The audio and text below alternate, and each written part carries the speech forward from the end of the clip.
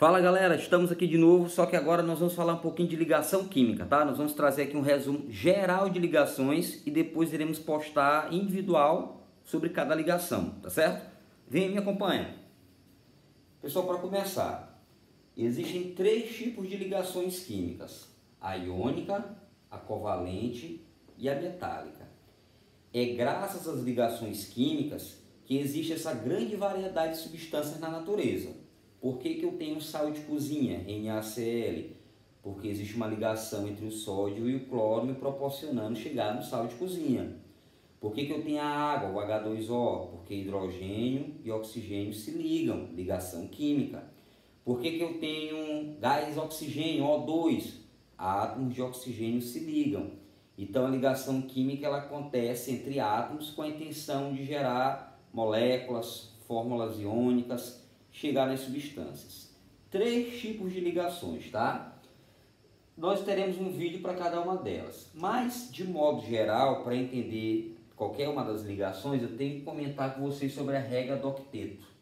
Regra do octeto, regra do octeto, octeto. O que vem na tua mente? Octeto. E aí, galera, o que tu começa a pensar quando tu vê esse termo octeto? Nós estamos falando de quantos? 8. Então, o que a regra do octeto diz? A regra do octeto diz que para um átomo conseguir estabilidade, para ele se estabilizar, ele precisa ter 8 elétrons na camada de valência. Então, ele precisa ter exatamente 8 elétrons em qualquer camada? Não, na camada de valência, que é a maior camada do átomo. Então, quando ele atinge esses 8 elétrons, ele consegue ficar estabilizado. Ele consegue a famosa estabilidade, né? Assim como nós estamos estudando para buscar estabilidade, ele também quer se tornar estável. A maioria dos átomos da tabela periódica não estão estáveis.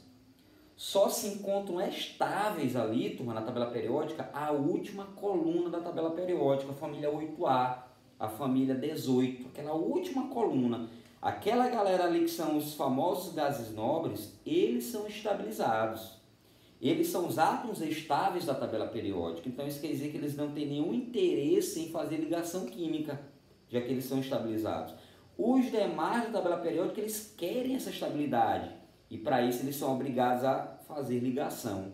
Então a ligação leva eles a ter 8 elétrons na valência e alcançar assim a estabilidade. Todos vão buscar isso. Existem exceções. Existem átomos que não se estabilizam com 8, mas com uma quantidade menor, como também existem aqueles que se expandem a regra do octeto, estabilizando acima de 8. Mas não vem ao caso agora de falar das exceções. Poucos são exceções. Na tabela periódica, a maioria dos casos seguem a normalidade, que é ter 8 elétrons na valência, tá? Quando um átomo passa a ter 8 elétrons na valência e se encontra estabilizado, é porque eles adquiriram a configuração eletrônica de quem já é estabilizado na tabela periódica. Ou seja, eles atingiram a configuração eletrônica semelhante aos gases nobres, aqueles que estão naquela última coluna que eu falei agora há pouco, na família 8A. Agora, turma, entenda uma coisa. A intenção é ter 8. Alguns átomos vão conseguir ficar com 8 ganhando elétrons, outros vão conseguir perdendo, outros vão conseguir compartilhando. Então entenda que essa ideia de ficar estável com 8 se dá por perda, ganho e compartilhamento. Qual é a regra geral que vai me ajudar nisso? Eu coloquei aqui embaixo para a gente resumir.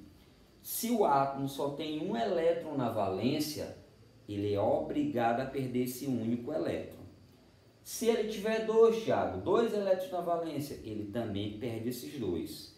E se ele tiver 3, ele perde esses 3. Eu estou te dizendo que quem tem 1, 2 ou 3, para conseguir se estabilizar e, por incrível que pareça, ficar com 8, eles vão ter que perder esses elétrons. Thiago, que papo louco é esse? Ele perde 1, como é que ele vai ficar com 8? Perde 2, perde 3. Te acalma que tu vai entender quando a gente começar a falar de cada uma das ligações, tá? Mas antes, coloca aí nessa tua mente maligna o seguinte: se ele tem 1, 2 ou 3, ele tem tendência em perder elétrons. Se tem 1, perde 1. Se tem 2, perde 2.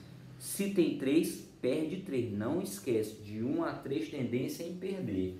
E como ele tem uma grande tendência em perder, eu posso afirmar que ele tem uma grande tendência em virar cátion, que são aqueles que perdem elétrons, né? Os íons que perdem elétrons são chamados de cátion.